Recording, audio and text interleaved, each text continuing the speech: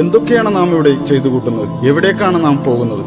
ഉറക്കത്തിൽ നിന്ന് എഴുന്നേറ്റാൽ ഓരോരോ ലക്ഷ്യങ്ങളിലേക്ക് നാം പോകുന്നു. എന്തിനു വേണ്ടി എന്നൊന്നും ഒരിക്കൽ പോലും നമ്മുടെ മനസ്സിൽ ചോദ്യങ്ങൾ ഉയരുന്നില്ല. ചണ്ടിയെപ്പോലെ ഒഴുക്കിനൊത്ത് പോയിക്കൊണ്ടിരിക്കുകയാണ്. പണം പണം അതിനു വേണ്ടിയാണ് നമ്മുടെ ഈ നെട്ടോട്ടം. കിട്ടിയ പൈസയിൽ നിന്ന് അല്പം പോലും നഷ്ടപ്പെടാതിരിക്കാൻ എന്തുമാത്രം ജാഗ്രതയാണ് നമുക്ക്. ചാനലുകളിലും മറ്റും കാണുന്ന പാട്ടും ഫാഷനും ഒക്കെയാണ് നമ്മുടെ ഇഷ്ടങ്ങൾ. ഇതാണോ ഈ ലോകത്ത് നമുക്ക് ചെയ്യാനുള്ളത്? ഇങ്ങനെയാണോ ജീവിതം മുന്നോട്ട് പോകേണ്ടത്? ടെൻഷനും സമ്മർദ്ദവും കൂടുന്നത് മദ്യം കുടിച്ചാൽ ഇല്ലാതാകുമെന്നാണ് ആളുകളുടെ ധാരണ.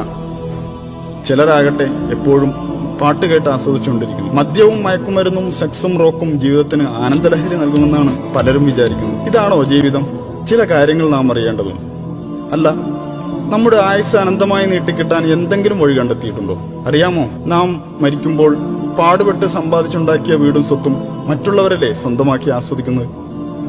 കുഴിമാടത്തിൽ അടക്കം ചെയ്യപ്പെടും മുമ്പ് ചില സംഗതികൾ അറിഞ്ഞിരിക്കുന്നത് നല്ലതാണ്. മരണമെത്തിയാൽ ഇതുവരെ ചെയ്തു കൂട്ടിയ തെമ്മാടിത്തരങ്ങളും കുറ്റങ്ങളും തിരുത്തി നല്ല മനുഷ്യനായി ജീവിക്കാമെന്ന ആഗ്രഹം നടക്കില്ലെന്നറിഞ്ഞോളൂ. ഇത് ജീവിതത്തിലെ നിർണായക ചോദ്യമാണ്. ഇതിന് ഇവിടെ നിന്ന് ഇപ്പോൾ തന്നെ ഉത്തരം കണ്ടെത്താനുള്ള ശ്രമമാണ്. എന്താണ് നാം ഇവിടെ ചെയ്തുകൊണ്ടിരിക്കുന്നത്? ജീവിതത്തിന്റെ ലക്ഷ്യം എന്താണ്? ഇവിടെ എങ്ങനെയാണ് നാം എത്തിച്ചേർന്നത്? ഇത്ര പെർഫെക്റ്റായി നമ്മെ സൃഷ്ടിച്ചതാരാണ്? മരിച്ചു കഴിഞ്ഞാൽ ഈ ശരീരത്തിന് എന്താണ് സംഭവിക്കുന്നത്? ഈ ലോകത്ത് തന്നെ മറ്റൊരു ജീവിതം കൂടി സാധ്യമാകും? ഈ ചോദ്യങ്ങൾക്കൊന്നും നമുക്ക് മറുപടിയില്ല. കാരണം ഇതിന്റെ ഉത്തരം അന്വേഷിച്ച് തലമുണ്ടാക്കേണ്ട കാര്യമില്ലെന്നാണ് നമ്മുടെ വിചാരം. പ്രകൃതിയിൽ ഇങ്ങനെ ഓരോന്നും ഉണ്ടാകുന്നു, അതുപോലെ നമ്മളും. ഇതെല്ലാം സ്വാഭാവികമല്ലേ? ഇങ്ങനെയൊക്കെയാണ് നിങ്ങൾ കരുതുന്നതെങ്കിൽ ഞാൻ ചോദിച്ചോട്ടെ, താങ്കൾ തനിയെ ഉണ്ടായതാണ്? അതല്ല യാതൊരുവിധ ന്യൂനതകളുമില്ലാതെ മറ്റെവിടെയും കാണാത്ത വിധം പരിപൂർണമായ ഘടനയിൽ നിങ്ങളെ സൃഷ്ടിച്ചതിനു പിന്നിൽ ഒരു അഭൗതിക ശക്തിയുണ്ടോ? അറിയാമോ, ഏറ്റവും ഉന്നതമായ നിർമ്മാണ കലയുടെ ജീവരൂപമാണ് താങ്കൾ. മനുഷ്യ സൃഷ്ടിപ്പിലുള്ള സവിശേഷമായ ബുദ്ധി വൈഭവം തന്നെ മതി അത് മനസ്സിലാക്കാൻ.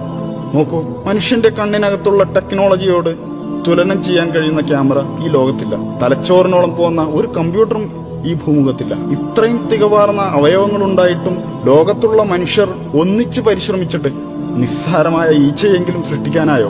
നാം ഒന്നുമില്ലായ്മയിൽ നിന്ന് സൃഷ്ടിക്കപ്പെട്ടവരല്ല എന്ന് നമ്മെ ബോധ്യപ്പെടുത്തുന്ന എത്രയെത്ര സംഗതികളാണ് നമുക്ക് മുന്നിലുള്ളത്. എന്നിട്ട് അതെല്ലാം യാതൊരു കൂസലുമില്ലാതെ നിഷേധിച്ചു തള്ളുകയാണ് നാം.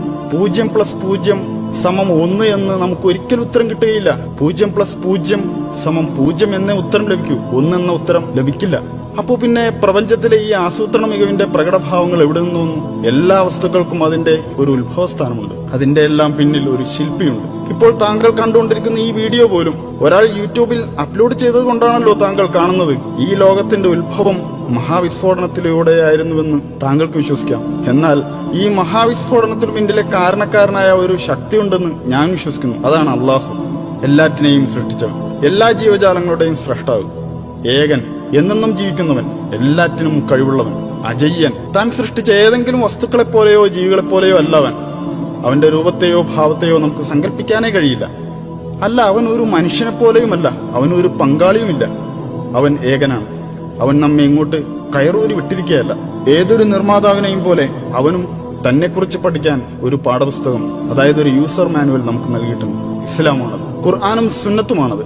അത് ആഹ്വാനം ചെയ്യുന്ന സന്ദേശം ഇതാണ്: ദൈവം ഏകനാണ്, അവൻ അള്ളാഹു ആകുന്നു ഏകൻ. അവന് ആരുടെയും ആശ്രയം വേണ്ട. പ്രപഞ്ചത്തിലെല്ലാം അവനെ ആശ്രയിക്കുന്നു. അവന് മക്കളൊന്നുമില്ല, അവൻ ആരുടെയും സന്താനവുമല്ല. ഒട്ടും തന്നെ വൈരുദ്ധ്യങ്ങളില്ലാത്ത ഒരു ഗ്രന്ഥം, ശാസ്ത്രത്തിലും ചരിത്രത്തിലുമുള്ള വിസ്മയങ്ങളെ നമുക്കറിയിച്ചു തന്ന ഗ്രന്ഥം. ഓർക്കണം, 1400 വർഷങ്ങൾക്ക് മുമ്പ് അതൊക്കെ നമുക്ക് വെളിപ്പെടുത്തിയതാണ്. മനുഷ്യഭ്രൂണത്തെക്കുറിച്ച് കൃത്യമായ വിവരണം നൽകിയിട്ടുണ്ടതിൽ. ആ വിവരങ്ങളൊന്നും അന്നത്തെ ശാസ്ത്രലോകത്തിന് കണ്ടെത്താൻ കഴിയാത്തതായിരുന്നു. The descriptions of the human embryo in the Quran cannot be based on scientific knowledge in the 7th century. ഭൂമിയിൽ പർവ്വതങ്ങൾ ആണികൾ പോലെ ഉറപ്പിച്ചു നിർത്തിയിരിക്കുകയാണെന്ന് അത് വെളിപ്പെടുത്തുന്നു. 2 സമുദ്രങ്ങളെ കൂട്ടിച്ചേർത്തതും അവൻ തന്നെയാകുന്നു. ഒന്ന് രുചികരമായ തെളിനീർ, മറ്റേത് ചവർപ്പാർന്ന ഉപ്പുനീരും. രണ്ടിനുമിടയിൽ ഒരു മറയുണ്ട്. അവ കൂടിക്കലരുന്നത് വിലക്കുന്ന ഒരു തടസ്സം. രാപ്പകലുകൾ ഉണ്ടാക്കിയതും സൂര്യചന്ദ്രാദികളെ സൃഷ്ടിച്ചതും അള്ളാഹു മാത്രമാകുന്നു. ഒക്കെയും ഓരോ ഭ്രമണപഥങ്ങളിൽ നീന്തിക്കൊണ്ടിരിക്കുകയാകുന്നു. ആകാശത്തെ നാം നമ്മുടെ ശക്തിയാൽ സൃഷ്ടിച്ചു. നാം അതിനെ വികസിപ്പിച്ചുകൊണ്ടിരിക്കുകയാണ്. പ്രപഞ്ചം അതിദ്രുതം വികസിച്ചുകൊണ്ടിരിക്കുകയാണെന്ന് ഇപ്പോഴിതാ ശാസ്ത്രജ്ഞർ കണ്ടെത്തി കഴിഞ്ഞിരിക്കുന്നു. അള്ളാഹു എല്ലാ ജീവജാലങ്ങളെയും വെള്ളത്തിൽ നിന്ന് സൃഷ്ടിച്ചു.